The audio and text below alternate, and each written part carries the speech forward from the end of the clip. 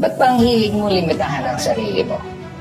Susubukan mo palang sumusuko ka na agad.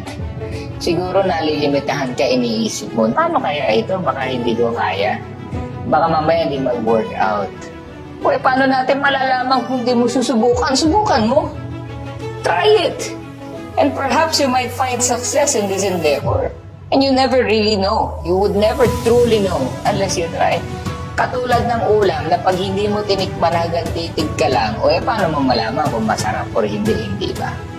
Tingnan mo, kung limitahan yung sarili mo. Na feeling mo wala kang ma-achieve, hindi mo makukuha. And perhaps this is because of a previous mistake. Nagkamali ka dati, ang feeling mo na ngayon, wala ka na ngayong maitatama. Tigilan mo na yan. Kasi alam mo, kung nagkamali rin ako, mga successful na negosyante, nagkamali din yan lahat. But we did not let that stop us from trying again. Never limit yourself.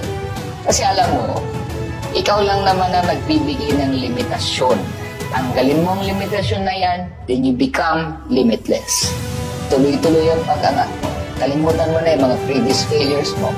At sinasabi ko sa iyo, ang tagumpay ay naghihintay sa taong matapang at willing sumugal sa laro ng buhay.